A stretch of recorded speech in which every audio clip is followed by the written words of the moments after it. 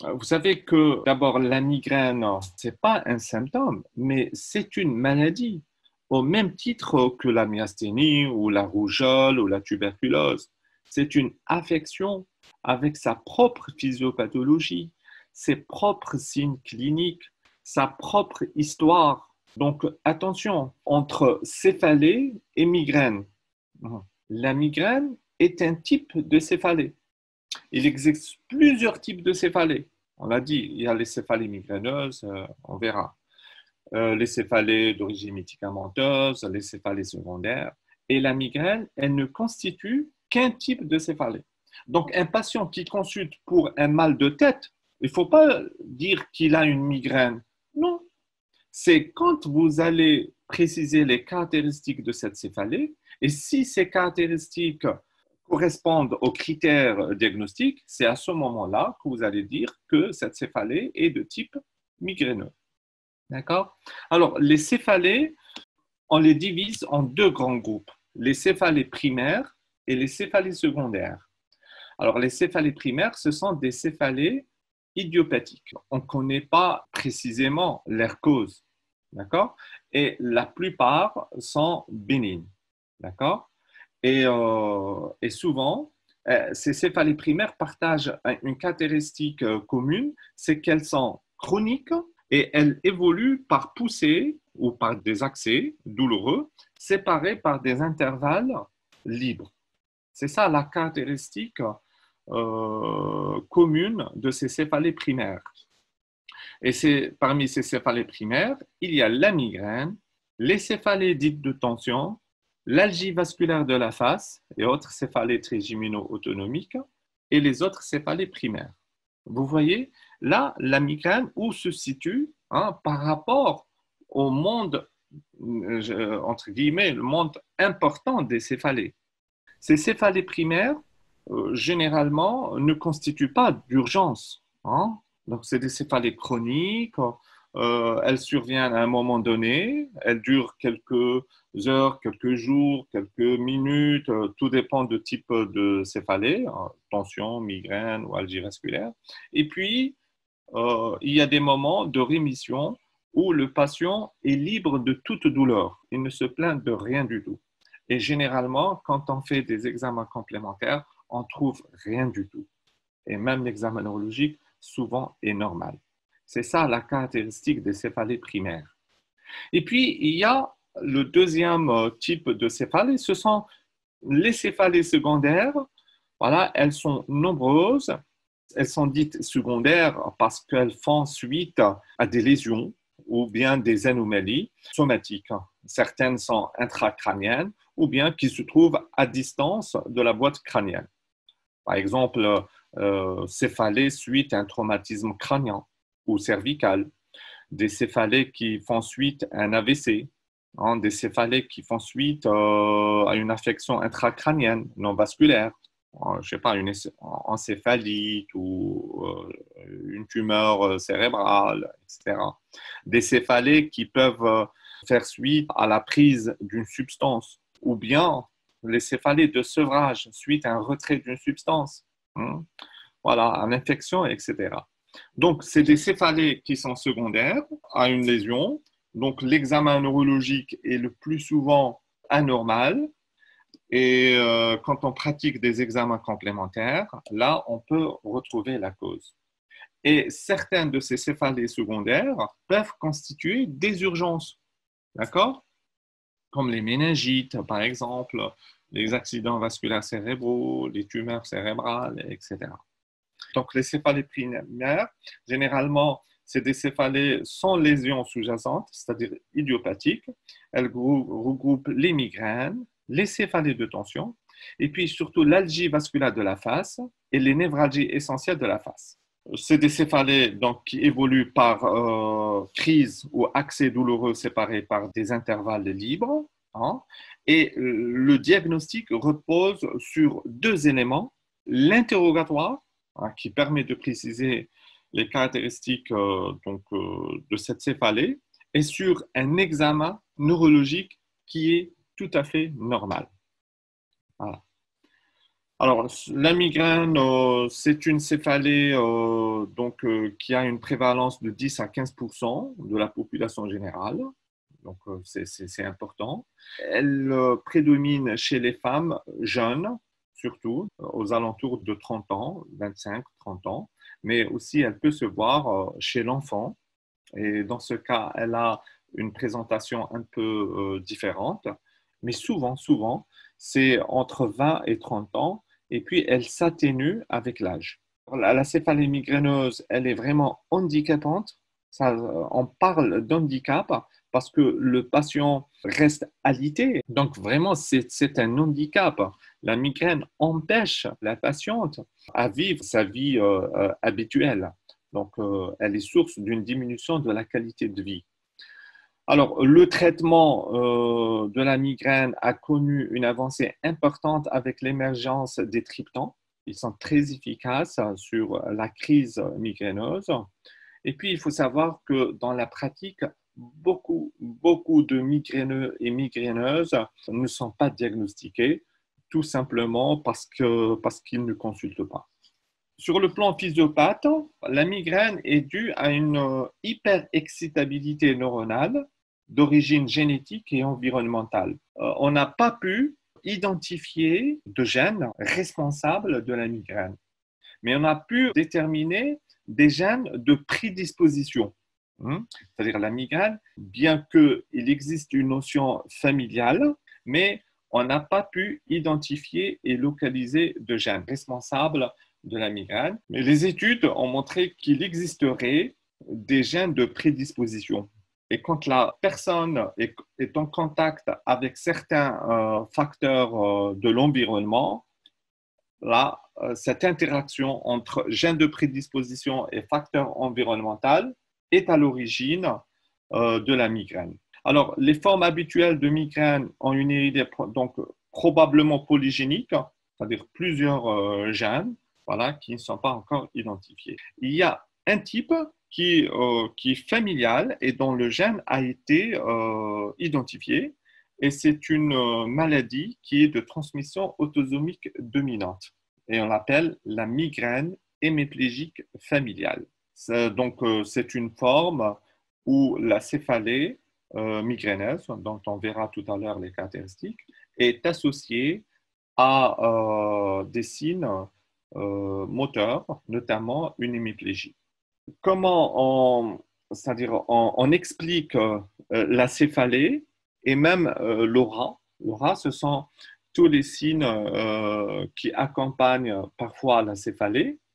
Alors, on explique ces deux signes cliniques par ce qu'on appelle une dépression corticale envahissante, c'est-à-dire l'aura migraineuse commune, et la traduction clinique d'un dysfonctionnement cortical transitoire à point de départ occipital. C'est pour cette raison qu'on trouve souvent des troubles visuels. Et je vous rappelle que l'occipite, c'est le centre de la vision par excellence, ou pariétal, le lobe pariétal responsable des troubles sensitifs, qui se propage de proche en proche vers l'avant. C'est-à-dire, il existe une dépression ou un dysfonctionnement qui se propage d'arrière vers l'avant, et c'est cette vague qui explique, on l'appelle aussi la marche migraineuse, explique les troubles visuels et les troubles sensitifs qui peuvent être associés à la céphalée. C'est ça qui explique l'aura, c'est-à-dire le dysfonctionnement cortical transitoire explique les signes de l'aura. Par contre, la céphalée, elle est liée à l'activation du système trigémino-vasculaire, responsable d'une inflammation périvasculaire avec vasodilatation. Parce que la migraine est une douleur.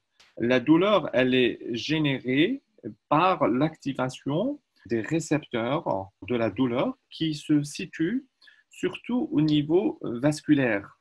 Vous savez qu'il y a certaines structures au niveau de la boîte crânienne qui sont algogènes, comme l'os, la peau, les méninges, les vaisseaux, notamment artériels.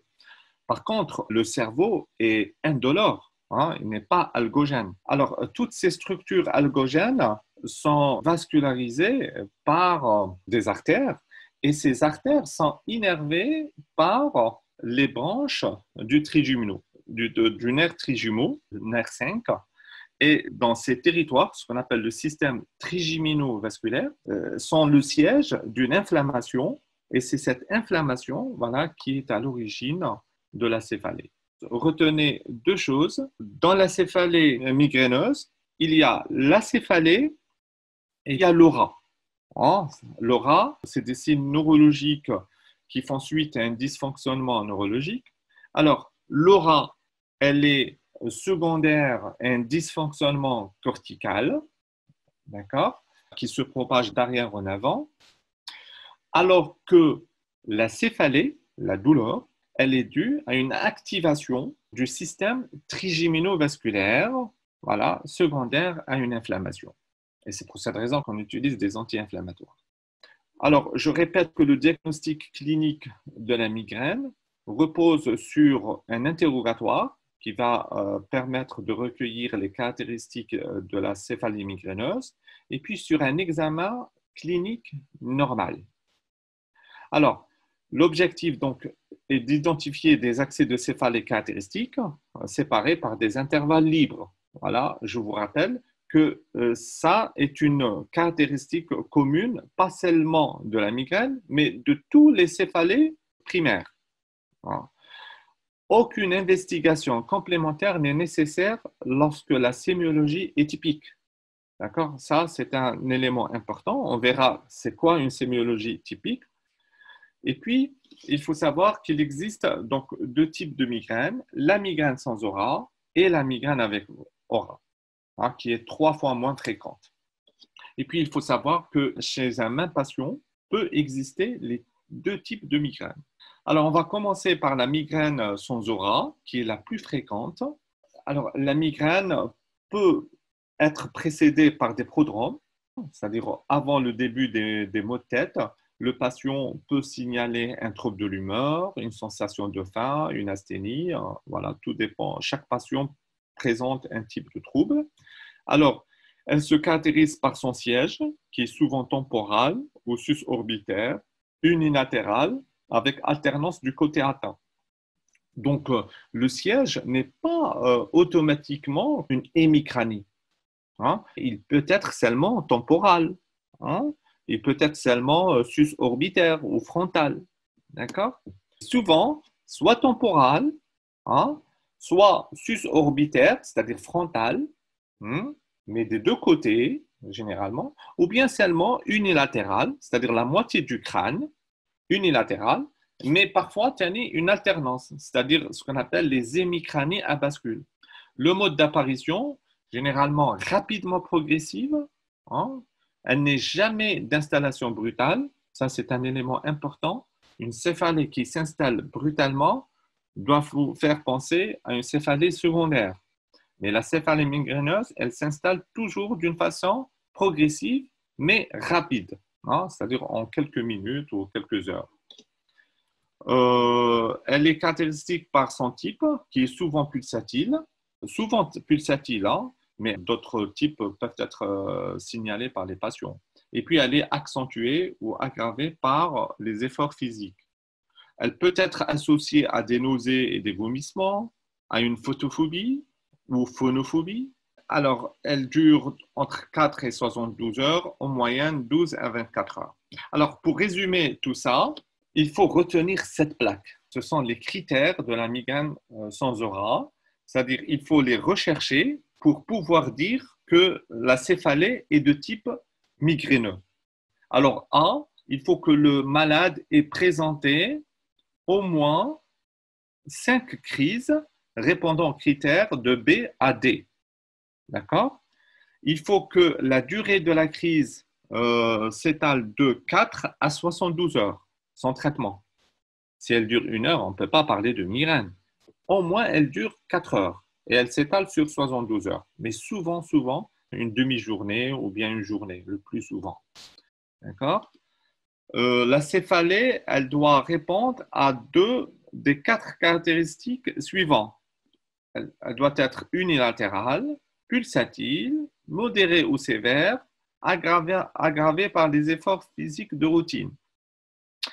L'item D, durant la crise, au moins un des caractères suivants: nausée et ou vomissement, photophobie et phonophobie. Et puis, enfin, cette céphalée ne peut pas être expliquée par une autre affection. C'est 5 items qui permettent de poser le diagnostic de la migraine. Alors, si un item qui manque, on peut considérer que le diagnostic n'est pas certain, mais plutôt probable. Alors, la migraine avec aura, se caractérise par des signes neurologiques focalisés, voilà, le plus souvent positifs, précédant ou accompagnant la céphalée migraineuse et classiquement contralatérale à celle-ci. Donc, l'aura, c'est des signes neurologiques. Alors, quels sont ces signes neurologiques? Alors, pour parler de migraine avec aura, je vous rappelle que la migraine avec aura est 3 fois moins fréquente que la migraine sans aura. Alors, il y a 5 items aussi. Pour poser le diagnostic de migraine avec aura, il faut qu'il y ait 2 crises répondant aux critères B à D. Donc, contrairement à la migraine sans aura, il faut 5 crises. Là, il ne faut que 2 crises. L'aura comprend au moins un des symptômes suivants, mais pas de déficit moteur. Ça, c'est un élément important. Donc, les symptômes de l'aura sont de 3 ordres. Soit des symptômes visuels, entièrement réversibles. Le patient décrit des taches ou des lumières scintillantes, ou bien parfois une perte de vision. C'est rare. Des éclairs lumineux, des traits multicolorés, des étoiles, un scotum, c'est-à-dire une tache noire, parfois un scotum scintillant, c'est-à-dire un disque lumineux au milieu du champ visuel et qui se déplace lentement vers l'extérieur. Voilà. Donc, des symptômes visuels, des symptômes sensitifs, entièrement réversibles, incluant des phénomènes positifs, fourmillements ou négatifs. C'est-à-dire le patient signale des paresthésies à type de fourmillement qui intéressent souvent la moitié de la joue, des lèvres, et parfois au niveau des membres. Mais quand elle intéresse les membres, ce n'est pas tout le membre qui est touché, mais seulement la distalité, c'est-à-dire la main, les doigts, la main, les pieds, d'un côté. Voilà. Et puis, parfois, on peut avoir un trouble du langage d'une nature dysphasique entièrement réversible. C'est-à-dire le patient a une aphasie. Ce n'est pas vraiment une aphasie comme celle qu'on rencontre au cours d'un AVC, mais on peut parler d'aphasie, c'est-à-dire le patient a du mal à parler. Généralement, il comprend, mais il a du mal à articuler. Retenez que l'aura peut être de 3 types, soit des signes visuels, soit des signes sensitifs, soit des signes du langage, mais pas de déficit moteur, comme on peut le voir dans la migraine hémiplégique familiale. Quand on a dit que l'examen neurologique est normal. Alors, on dit normal parce qu'il existe plusieurs types de migraines. Et la migraine avec aura, c'est un type, c'est l'un des types, d'accord? Et même quand il existe, et quand on examine le malade pendant l'aura, on ne peut pas mettre en évidence les signes visuels. D'ailleurs, on ne parle pas de signes visuels, on parle de symptômes, parce que c'est le patient qui les signale. D'accord? La même chose pour la sensibilité. Peut-être ce ne sont que des paresthésies, c'est-à-dire des signes subjectifs. Ce n'est pas vraiment des signes objectifs. Il n'y a pas une hypoesthésie ou une anesthésie à l'examen neurologique. Le trouble du langage, plus ou moins, on peut le mettre en évidence. Voilà, c'est des signes qui durent moins d'1 minute. C'est pour cette raison, voilà, on dit que l'examen neurologique est normal. Quand on dit migraine avec aura, donc il n'y a pas de trouble moteur. On parle que de signes soit visuels, soit sensitifs, soit de troubles du langage. Item C, alors au moins 2 caractéristiques suivantes. Alors, les symptômes visuels homonymes et ou symptômes sensitifs unilatéraux, c'est-à-dire les symptômes visuels sont homonymes, c'est-à-dire du même côté que la douleur, au moins un symptôme de l'aura se développe progressivement en plus de 5 minutes, c'est-à-dire les symptômes de l'aura, ils s'installent progressivement pour atteindre un maximum après 5 minutes. Et ces symptômes ne durent pas plus d'une heure, de 60 minutes. C'est-à-dire, quand le patient présente des troubles visuels ou de troubles dysphasiques ou troubles sensitifs, ces troubles ne s'installent pas brutalement comme dans un AIT. C'est pour faire la différence avec l'accident ischémique transitoire. C'est-à-dire, ces troubles s'installent d'une façon progressive. Ils atteignent un maximum au bout de 5 minutes ou un peu plus et durent 15 minutes, une demi-heure, mais pas plus de 60 minutes. Et puis, D, la céphalée. On a une céphalée, une douleur, qui répond aux critères B et D de la migraine sans aura, c'est-à-dire des critères qu'on a vus tout à l'heure. Voilà. Débutant pendant l'aura ou dans les 60 minutes suivant l'aura. C'est-à-dire, dans la migraine avec aura, pour être simple, l'aura, c'est elle qui commence, la première, et puis la céphalée va s'installer dans les 60 minutes suivant l'aura. Ça, c'est le premier cas de figure. Ou bien, la migraine et l'aura commencent en même temps. Mais jamais de céphalée puis aura. Alors, quand il s'agit d'aura visuelle, on parle parfois de migraine ophtalmique. L'aura le plus fréquent, c'est le scotum scintillant, point lumineux dans une partie du champ visuel, etc. On peut avoir même une hémianopsie latérale homonyme. On peut avoir des phosphènes, des signes visuels un peu complexes, vision kaléidoscopique, c'est-à-dire un jeu de lumière, trouble de la perception visuelle, métamorphopsie, c'est-à-dire le malade voit les choses un peu déformées, parfois des hallucinations visuelles élaborées, donc des paresthésies qui sont non douloureuses et des troubles du langage. Il y a les autres types, là, on parle donc migraine hémiplégique familiale ou sporadique. Elle se distingue de la migraine avec aura par la nature de l'aura, qui est des troubles moteurs, mais pas sensitifs ou des paresthésies. Là aussi, dans la migraine hémiplégique familiale, le trouble est transitoire et il dure un moment, puis il disparaît. Il y a d'autres types. Il y a aussi la migraine basilaire. Et là, le patient va présenter des troubles visuels, une diplopie, vision double, une ataxie, troubles de la vigilance. C'est vraiment des types qui sont très, très rares. Maintenant, pour conforter le diagnostic, l'anamnèse doit rechercher d'autres éléments, comme l'ancienneté de l'histoire, début avant 40 ans dans la plupart des cas, on l'a dit, des antécédents familiaux de migraine. Donc, la migraine, souvent, on retrouve une notion familiale. Alors là, il faut savoir, ça, c'est des éléments importants. La migraine peut être associée à un autre type de céphalée, qui est la céphalée de tension. La céphalée de tension, on appelle céphalée de tension parce que c'est une céphalée qui entraîne une tension musculaire, généralement au niveau de la nuque et cervicale. Et généralement, cette tension musculaire fait suite à une tension psychique. D'ailleurs, c'est des patients qui sont caractériels, qui sont anxieux et qui signalent des douleurs au niveau nuco-cervical. Et c'est des douleurs qui durent plusieurs jours, parfois une semaine, un mois, une quinzaine de jours. D'accord? Alors, ces céphalées de tension peuvent être intriquées et associées à une migraine. D'accord? Et le patient va signaler des douleurs qu'il a tous les jours, mais avec des paroxysmes.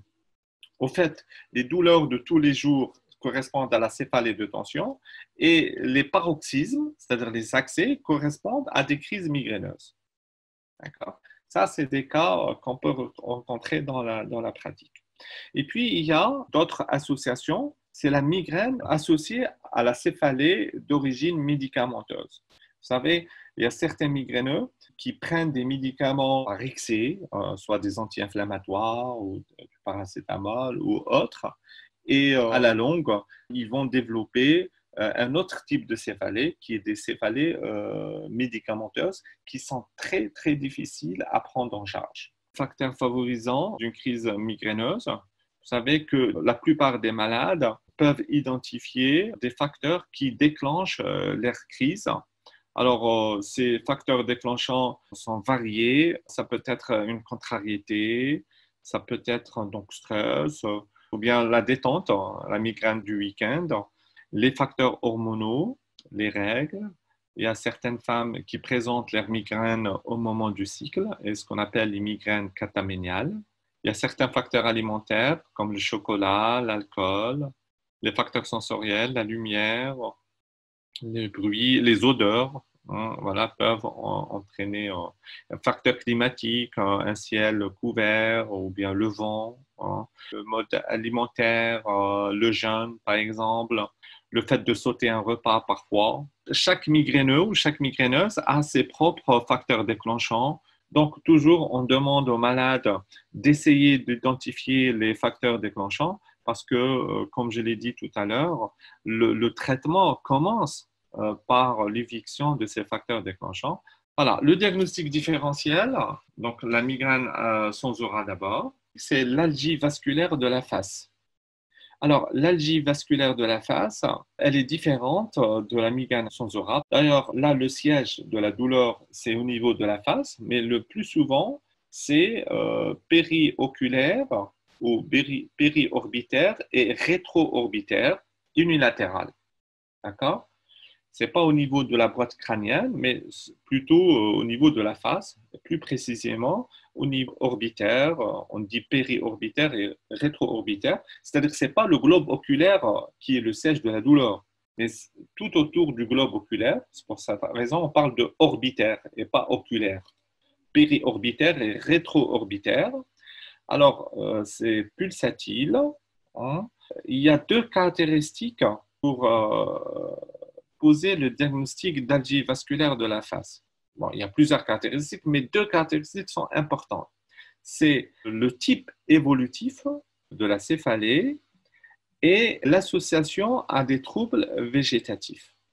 Alors, le type évolutif, alors c'est des accès douloureux de céphalée ou de douleurs rétro-orbitaires pulsatiles qui durent 3 à 4 heures, hein, 2 à 3 fois par jour, pendant plusieurs jours. C'est-à-dire pendant 24 heures, le malade va présenter 2 ou 3 épisodes de douleur qui durent chacun 3 à 4 heures, 3 heures ou 4 heures. D'accord? Et puis, tous les jours, pendant une quinzaine de jours ou un mois. Puis, il n'y a rien du tout pendant des mois et des mois, parfois des années. Et puis, après 6 mois, après 1 an, après 2 ans, le malade va présenter voilà, ses douleurs tous les jours, plusieurs épisodes. Voilà. Et c'est des épisodes, on a dit, 2 à 3 épisodes par jour, bien sûr séparés par une rémission complète, un intervalle libre. C'est ça qui est différent de la migraine. La migraine, elle dure entre 4 et 72 heures, généralement 1 à 2 crises par mois ou 1 à 2 crises tous les 3 mois. D'accord? Par contre, là, l'algie vasculaire, la durée, c'est 3 à 4 heures, 2 à 3 fois par 24 heures, plusieurs jours d'affilée pendant quelques semaines. Et puis, il n'y a rien par la suite.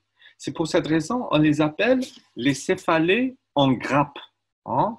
En anglais, on les appelle le cluster headache. C'est-à-dire que c'est des céphalées qui sont groupées pendant une durée. Puis, il n'y a rien pendant des mois ou parfois des années. Un deuxième élément qui est spécifique ou caractéristique de l'algie vasculaire de la face, c'est son association à des troubles végétatifs qui sont florides et importants. C'est-à-dire, en plus de la douleur périorbitaire ou rétroorbitaire, il y a un larmoiement, une rougeur de la joue, un écoulement nasal. On peut même avoir un Claude Bernard Horner, c'est-à-dire un léger ptosis avec une énophtalmie et un petit myosis. et l'intensité de la douleur est très, très importante par rapport à la migraine. Quant à la névralgie du trijumeau, alors c'est des douleurs qui intéressent un territoire ou plus du nerf trijumeau. Vous savez, le nerf trijumeau comporte trois branches, une branche ophtalmique, une branche maxillaire supérieure et une branche maxillaire inférieure. Et donc, la douleur de la névralgie du trijumeau, généralement, elle intéresse un territoire ou au maximum deux territoires. C'est rare qu'elle intéresse les trois territoires du trijumeau. La douleur, elle est unilatérale, comme d'ailleurs dans l'algie vasculaire de la face, elle est strictement unilatérale. Et puis, c'est des décharges électriques très brèves, d'une à 2 secondes, mais répétitives pendant 1 à 2 minutes. C'est-à-dire, le malade va ressentir des décharges électriques, hein, brèves et répétitives pendant 1 à 2 minutes, puis il n'y a rien du tout. Et pendant la décharge, tellement c'est douloureux, le malade arrête toute activité. L'entourage remarque que le malade souffre énormément. Et voilà, il va tenir sa tête, hein, et va présenter un tic, hein, qui marque que le malade a mal, a vraiment mal. D'ailleurs, on appelle ça le tic douloureux de Trousseau. Ces décharges électriques peuvent se déclencher d'une façon spontanée, mais parfois, c'est la stimulation de ce qu'on appelle une zone gâchette. Ça peut être à la lèvre inférieure, ça peut être à la gencive, ça peut être à la muqueuse jugale. Et quand cette zone est stimulée par la parole, par l'alimentation, par le brossage des dents, quand elle est stimulée, voilà, ça déclenche la douleur. Le diagnostic est facile, hein, c'est-à-dire on peut faire la différence entre la migraine et la névralgie. Déjà, l'algie vasculaire de la face, comme la névralgie du trijumeau, c'est des douleurs qui touchent plutôt la face, alors que la migraine, c'est plutôt la boîte crânienne. Voilà, donc on a parlé des deux diagnostics différentiels de la migraine sans aura. Donc retenez algie vasculaire de la face et névralgie du trijumeau. Maintenant, pour la migraine avec aura, quels sont les deux diagnostics différentiels qu'on discute? C'est l'accident ischémique transitoire. Mais là, l'installation, elle est soudaine avec un déficit d'emblée maximal et des symptômes positifs absents. C'est-à-dire, le patient, s'il présente une amorose ou bien un trouble du langage ou un déficit moteur, alors ces troubles s'installent d'une façon brutale et d'emblée sont maximales, contrairement aux symptômes de l'aura migraineuse où les symptômes s'installent d'une façon progressive, on l'a dit, sur plusieurs minutes et ils sont maximales après 5 minutes. Et dans l'accident ischémique transitoire, il n'y a que des symptômes négatifs, c'est-à-dire soit un trouble du langage, un déficit de la parole, un déficit moteur, mais pas des signes positifs, comme par exemple les troubles visuels, c'est-à-dire le scotum, les hallucinations, les éclairs, etc. Ça, on les considère comme des symptômes positifs, c'est-à-dire surajoutés. Et puis, dans l'accident ischémique transitoire, souvent, il n'y a pas de céphalée ou d'hémicranie, c'est-à-dire le patient n'est pas connu céphalalgique. La crise d'épilepsie partielle, là aussi, elle peut mimer une migraine avec aura, mais dans ce cas, la durée des symptômes, elle est plus courte qu'au cours de l'aura migraineuse. Au moindre doute, il faut pratiquer un EEG chez le malade. Donc, je récapitule comme diagnostic différentiel. Retenez deux diagnostics différentiels pour la migraine sans aura. Il y a l'algie vasculaire de la face et la névralgie du trijumeau. Pour la migraine avec aura, l'accident ischémique transitoire et la crise d'épilepsie partielle. En gros, la migraine repose sur deux outils, l'anamnèse et un examen neurologique normal. Pas de signe de focalisation, pas de troubles moteurs, pas de modification des réflexes, pas de troubles sensitifs, pas de troubles de la marche ni de la station debout, pas de troubles cognitifs. Donc, si l'anamnèse retrouve les caractéristiques Si l'examen neurologique est normal, là, le praticien a le droit de ne pas demander aucune imagerie cérébrale. Maintenant, la présence de la moindre atypie, hein, n'hésitez pas à demander une imagerie. Quand il n'y a rien, quand c'est typique, on ne demande pas d'imagerie. Point final. Alors, pour le traitement, il se compose de deux volets, un traitement médicamenteux de la crise et un traitement de fond, qui est un traitement préventif que le malade doit prendre tous les jours. Alors, les principes généraux, suppression des facteurs déclenchants, on donne un traitement de la crise et un traitement de fond, bien sûr. Alors, le traitement de fond, on le donne quand le patient a des crises fréquentes, d'accord? Ou bien quand ces crises présentent un retentissement social important. Alors, le traitement médicamenteux de la crise, c'est-à-dire le traitement de la crise, c'est un traitement qu'on doit donner aux patients pendant la crise. C'est un traitement qui est pris au début de la crise et au moment de la crise. On donne de l'aspirine, hein, donc de 500 mg à 2 grammes, voilà. Éventuellement associé à du méthoclopramide, hein, parce que parfois il y a certains patients qui ont des nausées, des vomissements. Donc quand ils prennent le traitement, ils peuvent le rejeter. Donc, on associe des antiémétiques. On peut donner aussi des anti-inflammatoires. Alors là, les anti-inflammatoires, il en existe beaucoup. Alors, ça peut être le naproxène sodique, l'ibuprofène, le diclofénac, le kétopréphéne. Et puis, il faut savoir que parfois, ça peut marcher avec un anti-inflammatoire et ça peut ne pas marcher avec un autre. Donc, il faut essayer à chaque fois de changer les anti-inflammatoires. Mais il paraît que l'ibuprofène, c'est parmi les plus efficaces, hein. Mais si ça ne marche pas avec l'ibuprofène, donc on peut changer. Et puis, bien sûr, il faut respecter les posologies. Bon, c'est des anti-inflammatoires non stéroïdiens, donc il y a un risque hémorragique. Donc, respecter les doses, donner un pansement s'il le faut, et voilà. Et puis, on peut donner du paracétamol, donc des comprimés à 500 ou à 1000. On peut aller parfois jusqu'à 3 grammes, mais il ne faut pas dépasser les 3 grammes parce qu'il y a un risque d'atteinte hépatique. Et puis, on peut associer les deux, paracétamol anti-inflammatoire. Pour les antalgiques non spécifiques, c'est-à-dire aspirine et paracétamol, c'est des médicaments qui doivent être pris précocement au début de la douleur.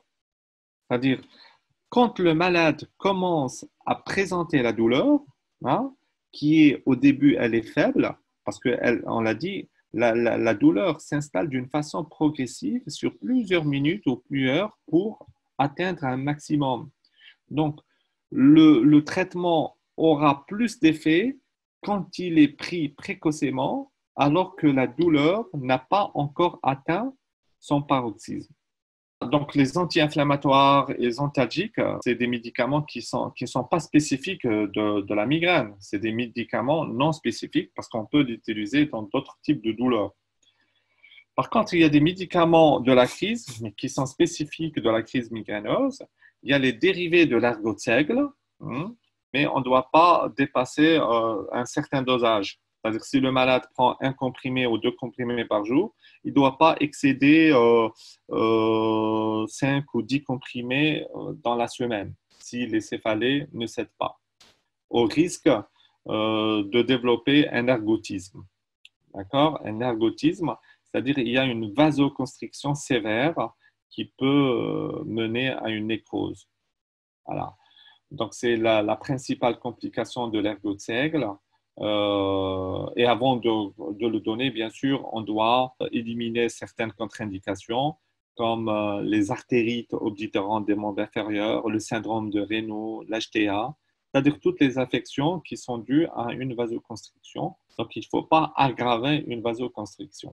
Maintenant, les triptans. Alors là, les triptans, je l'ai dit tout à l'heure, ce sont les médicaments qui ont révolutionné la prise en charge de la maladie migraineuse.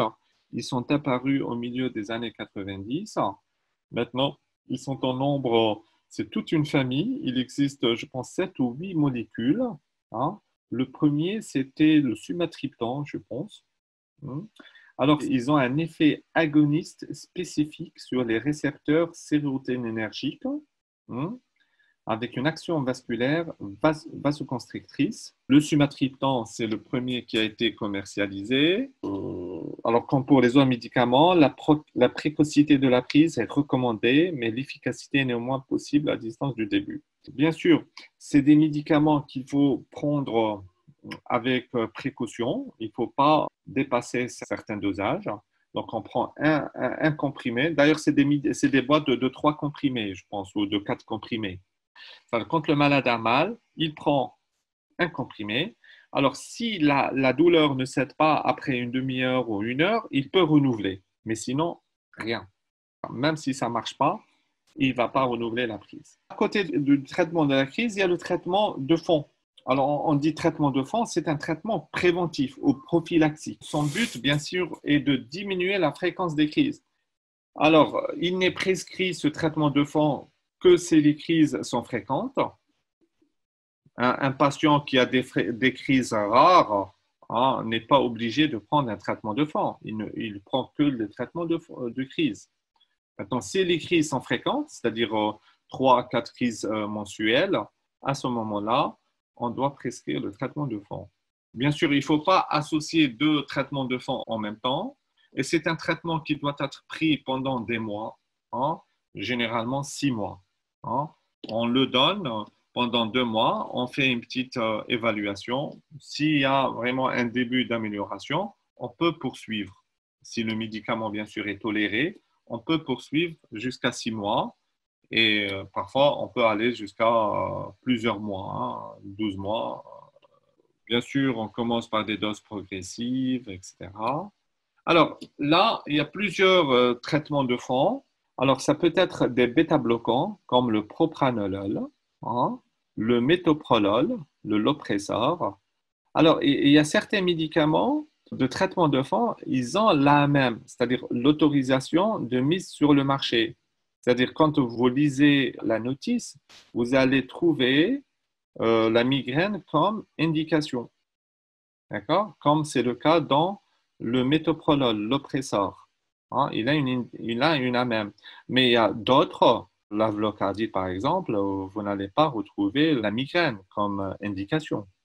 Mais on le prescrit. L'oppressor en premier lieu, je pense, par rapport à l'avlocardite.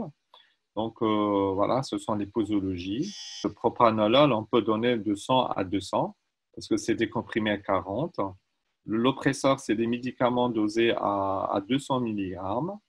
Donc, contre-indication, c'est le bloc, le BAV, bradycardie sévère, bon, les contre-indications des bêta-bloquants. Et puis, ce sont les effets secondaires. Alors, il y a les médicaments classiques. Il y a le pizotifène, le 5 mg, contre-indication glaucome et adénome prostatique. Là, généralement, c'est surtout la prise de poids qui a limité sa prescription. Oxétorone, c'est un traitement qui est ancien. Il y a le métisergite, le décernil. C'est un traitement qui est très efficace, mais il a été délaissé depuis des années à cause surtout d'une complication qui peut être grave, c'est la fibrose rétropéritonéale. C'est cette complication, bien que rare, c'est elle qui a limité son prescription. Il y a un anticalcique, le flunarizine ou la flunarizine, le sibéléum aussi, l'antidépresseur, l'amitriptyline, le laroxyle ou isoptyle maintenant comme nom commercial. Donc, c'est des comprimés qui sont dosés à 20 mg. On donne de 20 à 1 à 2 comprimés le soir. Vraiment des effets secondaires très importants, surtout la somnolence, la prise de poids, la sécheresse de la bouche. Alors, les autres, alors il y a la dihydroergodamine, le Séglar. Il existe en gouttes. À un moment donné, il existait en gélule. Voilà. Il est efficace dans 50 à 60% selon les séries. Alors, il y a un antiépileptique ou plusieurs antiépileptiques. Il y a le topiramate, l'Ipitomax, il existe. C'est un antiépileptique. C'est des comprimés dosés à 50. Il est largement utilisé depuis quelques années. Il paraît qu'il est très efficace. Il entraîne une perte de poids. D'ailleurs, il y a certains obèses, ils le prennent ils prennent ce médicament pour son effet secondaire, qui est la perte de poids. Il y a la dépakine aussi. Elle peut être un traitement de fond de la migraine. On l'utilise aussi. La gabapentine. Un mot sur l'état de mal migraineux. Il est défini par une crise ou plusieurs successifs sans rémission, persistant au-delà de 72 heures. On a dit que, par définition, la crise migraineuse dure de 4 à 72 heures. Donc, soit c'est une crise qui est sévère, intense et qui dure plus de 72 heures, ou bien le malade présente une crise qui dure quelques heures, et puis une rémission très très courte, puis une autre crise, responsable d'un retentissement important sur l'état général. Alors, elle peut être favorisée par un abus médicamenteux ou un syndrome anxio-dépressif. Voilà. Alors, généralement, c'est pour cette raison, j'ai mis la plaque de tout à l'heure, l'association de la migraine avec un autre type de céphalée, soit la céphalée de tension ou bien la céphalée médicamenteuse, parce que chez ces malades qui peuvent présenter un état de mal migraineux. Alors, le traitement, généralement, on donne les triptans en forme injectable. On doit hospitaliser le malade, réhydratation, etc. Alors, la migraine, les céphalées de tension, les algies vasculaires de la face et les névralgies essentielles sont des céphalées primaires. Elles sont dites aussi essentielles, c'est-à-dire qu'elles ne sont pas associées à une lésion identifiable. Ce sont des céphalées chroniques. Le diagnostic positif repose uniquement sur les données de l'anamnèse qui sont à l'origine des critères de l'International Headache Society et la normalité de l'examen clinique. Les examens complémentaires ne sont utiles qu'en cas de doute clinique, c'est-à-dire à la moindre atypie qui ne correspond pas aux critères diagnostiques, n'hésitez pas à demander un scanner ou une IRM. La céphalée migraineuse s'associe volontiers à d'autres types de céphalées, surtout les céphalées de tension et les céphalées médicamenteuses. Selon le type de céphalée, le traitement repose sur l'éradication d'abord des facteurs déclenchant des crises, un traitement de la crise